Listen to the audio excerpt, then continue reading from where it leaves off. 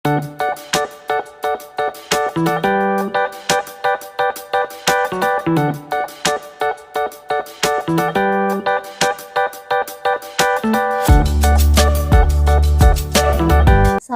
warahmatullahi wabarakatuh. Baik, anak-anak, bagaimana kabarnya hari ini? Alhamdulillah, semoga sehat ya. Nah, sebelum pembelajaran, Ibu akan absen terlebih dahulu ya. Anak-anak, untuk pertemuan hari ini, ada yang tidak hadir? Ada yang sakit? Alhamdulillah ya, semuanya hadir. Alhamdulillah. Baik anak-anak, untuk pembelajaran kali ini kita akan membahas tentang materi yang baru, yaitu cerita rakyat hikayat. Nah, sebelum kita memahami lebih jauh apa itu hikayat, nah ada kompetensi dasar yang harus dicapai ya pada pembelajaran hari ini. Nah, kompetensi dasarnya yang pertama mengidentifikasi nilai-nilai dan isi yang terkandung dalam cerita rakyat hikayat baik lisan maupun tulisan. Nah, kompetensi dasar yang kedua yaitu mengidentifikasi nilai-nilai dan isi yang terkandung dalam cerita rakyat hikayat baik lisan maupun tulisan. Nah, itu adalah kompetensi dasar yang harus dicapai anak-anak untuk pembelajaran hari ini.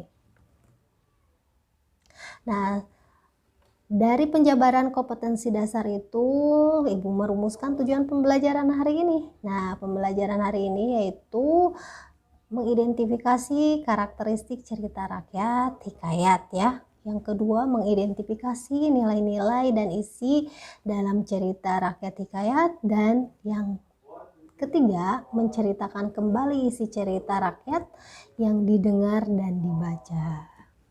Oke, baik anak-anak, sebelumnya pernah tidak kalian membaca cerita rakyat?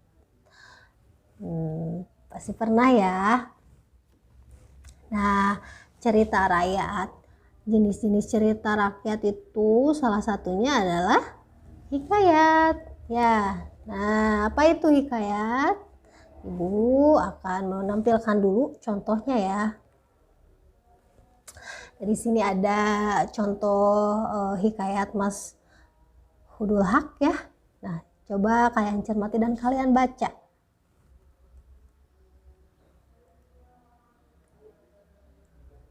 Yang selanjutnya ya. Baik, dari cerita yang sudah Ibu sajikan, ada yang mau mendefinisikan apa itu hikayat?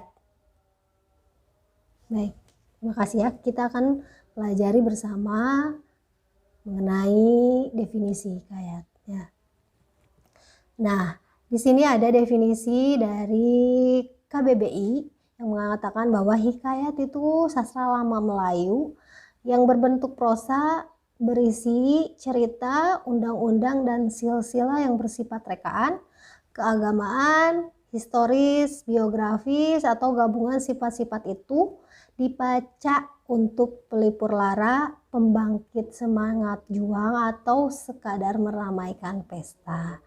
Nah, itu menurut Kamus Besar Bahasa Indonesia. Nah, dari definisi KBBI kita akan menyimpulkan ya bahwa hikayat itu adalah prosa lama yang mengisahkan tentang kehidupan istana atau kerajaan dengan tokoh-tokoh dan tempat yang masih memiliki hubungan dengan unsur sejarah ya, meskipun isinya itu berupa rekaan.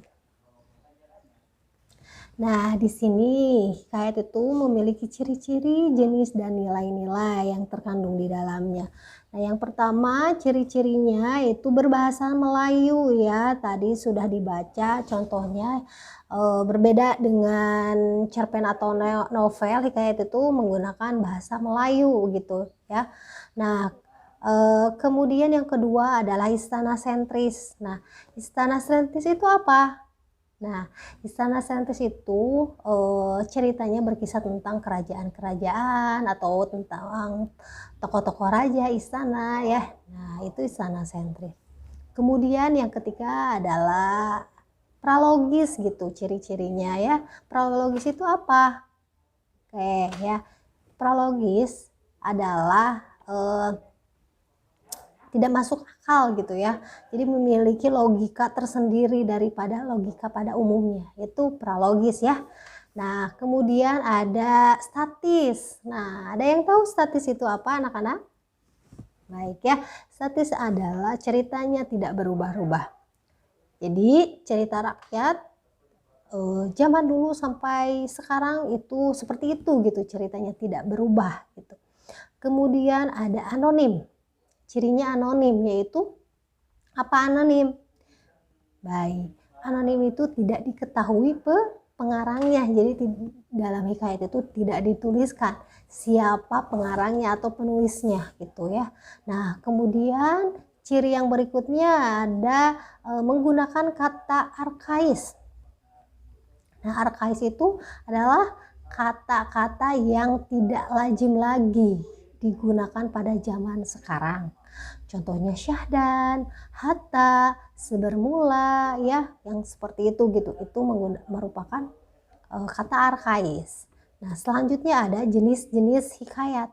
Nah, hikayat itu memiliki jenisnya. Ada yang pertama hikayat Melayu asli. Contohnya hikayat Hang Tua, hikayat Si Miskin, hikayat Malim Deman gitu ya. Itu. Kemudian jenis yang kedua adalah hikayat karena pengaruh Jawa. Nah, contohnya adalah hikayat Cekal Wenang Pati, hikayat Indrajaya. Nah, yang selanjutnya hikayat karena pengaruh Hindu. Contohnya hikayat Bayan Budiman, hikayat Sang Boma, dan hikayat Sri Rama. Nah, itu salah satu jenis-jenis hikayat ya. Kemudian ada nilai-nilai yang terkandung dalam hikayat. Nah, selain cerpen dan novel, hikayat pun mengandung nilai-nilai ya di dalamnya. Yang pertama ada nilai agama atau nilai religi ya. Nah, nilai agama atau nilai religi itu adalah nilai yang berkaitan dengan keyakinan kita terhadap Tuhan gitu ya. Misalnya melakukan sholat gitu, mengaji. Nah, itu termasuk ke dalam nilai agama. Kemudian ada nilai moral. Nah, kalau nilai moral itu nilai yang berkaitan dengan akhlak gitu ya. Akhlak, perilaku, baik buruk gitu ya seseorang. Nah, itu nilai moral. Kemudian ada nilai budaya. Nah, apa itu nilai budaya? Baik, nilai budaya itu nilai yang berkaitan dengan adat istiadat atau kebiasaan suatu masyarakat ya. Nah, itu termasuk nilai budaya. Selanjutnya ada nilai sosial. Nah, nilai sosial itu apa? Nah, nilai sosial itu adalah nilai yang berkaitan dengan interaksi ya, interaksi seseorang dengan orang lain gitu. Contohnya gotong royong gitu ya, musyawarah. Nah, itu termasuk ke dalam nilai sosial. Nah, hikayat itu merupakan cerita yang memiliki fungsi ya. Nah, hikayat itu memiliki fungsi yaitu yang pertama sebagai sarana hiburan. Jadi tadi ya, sarana untuk sebagai pelipur lara gitu ya. Yang kedua sebagai sarana pendidikan fungsinya karena di dalamnya terkandung banyak nilai yang dapat diteladani dalam kehidupan. Ya, itu ya. Sama dengan tadi nilai-nilai yang sudah kita bahas sebelumnya. Kemudian fungsi yang ketiga itu sebagai sarana untuk menunjukkan dan melestarikan budaya bangsa karena dari cerita rakyat itu dapat dikokohkan nilai sosial dan budaya suatu bangsa. Itu ya, itu dari fungsi cerita rakyat. Nah, di sini Ibu sudah menyajikan sebuah pertanyaan yang nantinya kalian akan kerjakan secara berdiskusi dengan teman-teman yang lain ya. Nah, kemudian nanti jawabannya bisa dikirim lewat Google Classroom. Nah, namun sebelumnya ada pertanyaan seputar hikayat. Baik ya. Nah, untuk pertanyaan juga boleh nanti kalian bisa tuliskan di Google Classroom. Pertanyaan yang tentang pemahaman kalian sampai mana boleh dituliskan di sana ya. Baik.